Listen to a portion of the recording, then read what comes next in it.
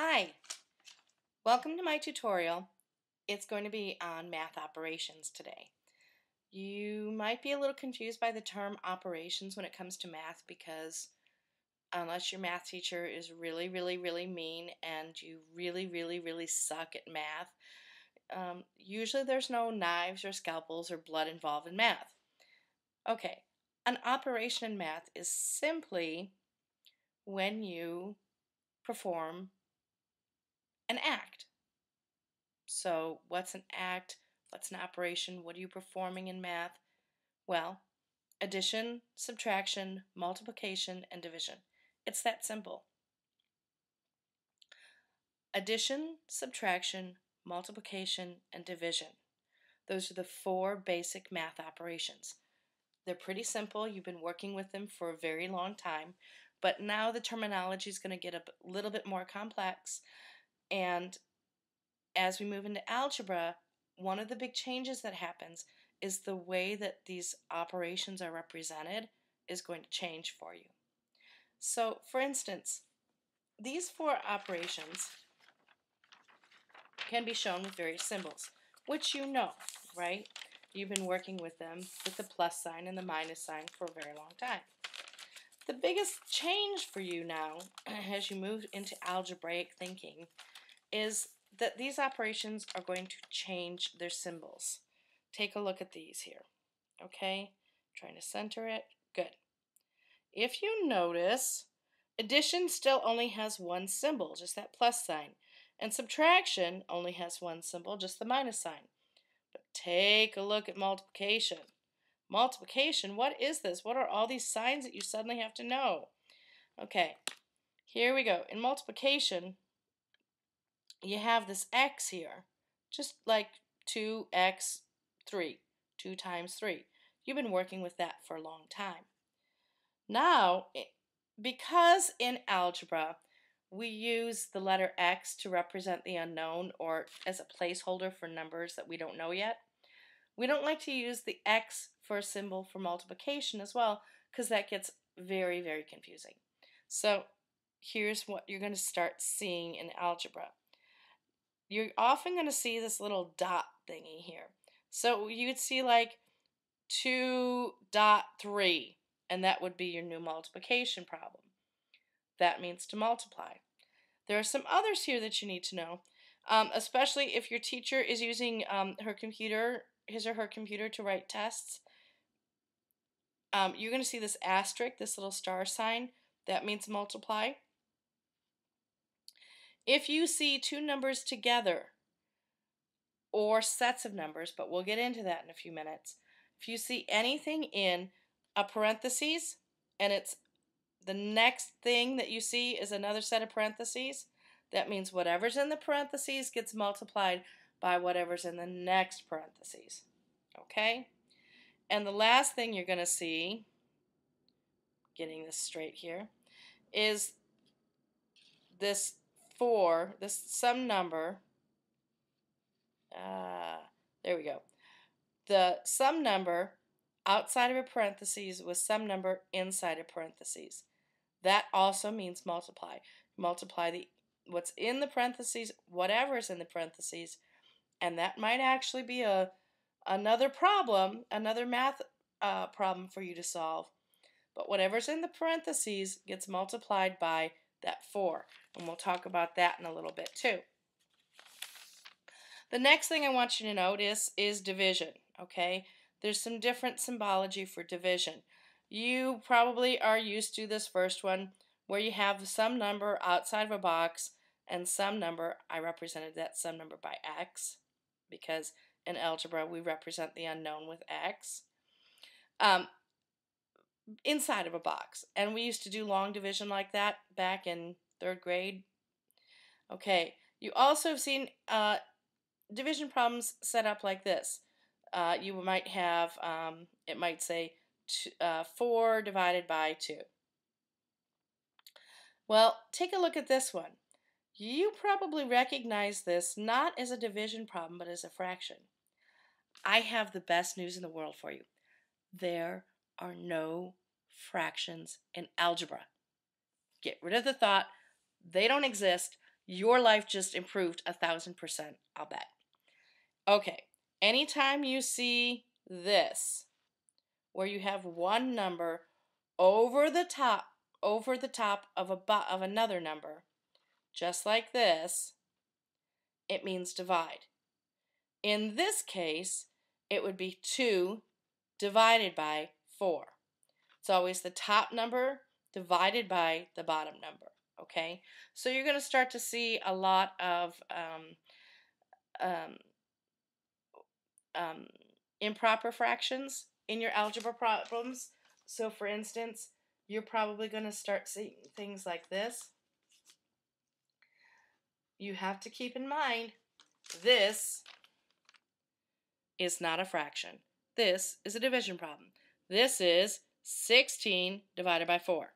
Okay? So those are the 4 operations you need to be aware of, but it's really important to get used to the symbology behind them now, because they're going to start to look very different for you as you come in to algebra.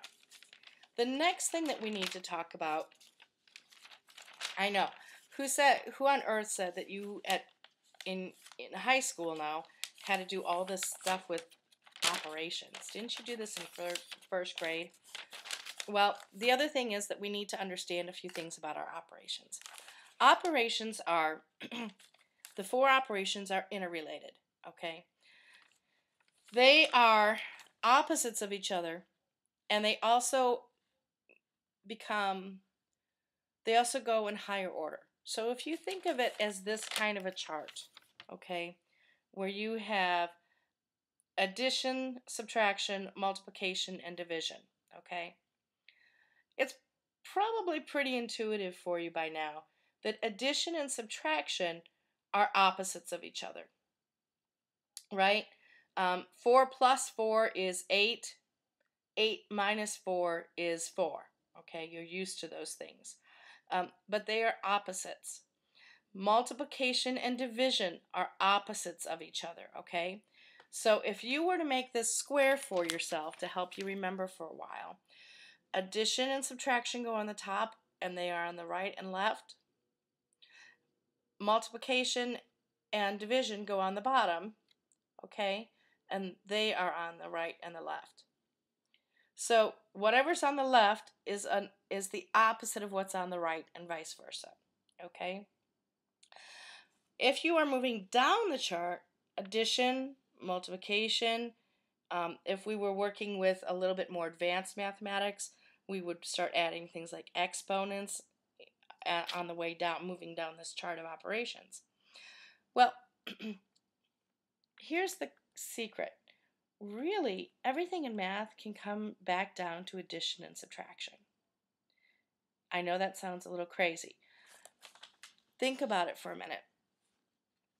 When I learned my times tables, my mom made me memorize them and drill them over and over and over again. It was the summer from hell, let me tell you.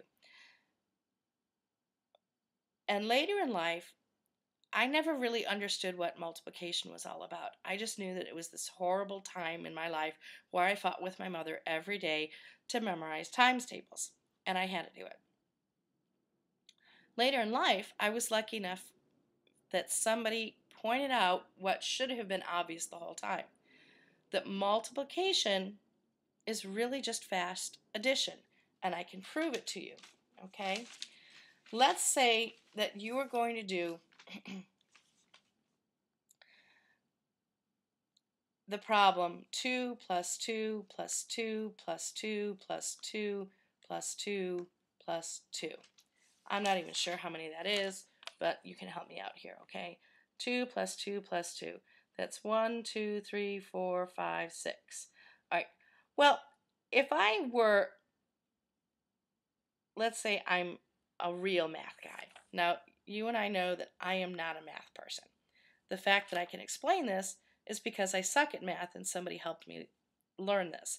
So, I got lucky and found somebody, so I'm trying to do the same for you. But a real math person, they see this and they go, yeah, that takes too much time to figure out, because there's a lot of numbers there. And real math people, they like things as short and quick and neat as possible. So they go, yeah, that's not useful. How many 2's are there? 1, 2, 3, 4, 5, 6. Okay, 6. 2 times 6 is 12. So they turn this problem into a multiplication problem. I wish I could write and do this correctly. Okay, so they turn this into a multiplication problem, okay? So 2 plus 2 is 4, 4 plus 2 is 6, 6 plus 2 is 8, 8 plus 2 is 10, 10 plus 2 is 12. Or 2 times 6 is 12, okay? Multiplication is just really fast arithmetic. Division, believe it or not, is really fast subtraction. So back to our little chart here. You take a look at it, and as you move down the chart, it's all basically addition and subtraction, but as you move down this chart, you're going faster and faster and faster with it, okay? So the right and left sides of the chart are opposites, and moving up and down, you're either going slower or faster. These are the 4 basic operations that you need to do in math. You'll always be doing them. I don't care if you go on to Calculus 700. You'll still be, at the end of the day, working with these 4 basic operations.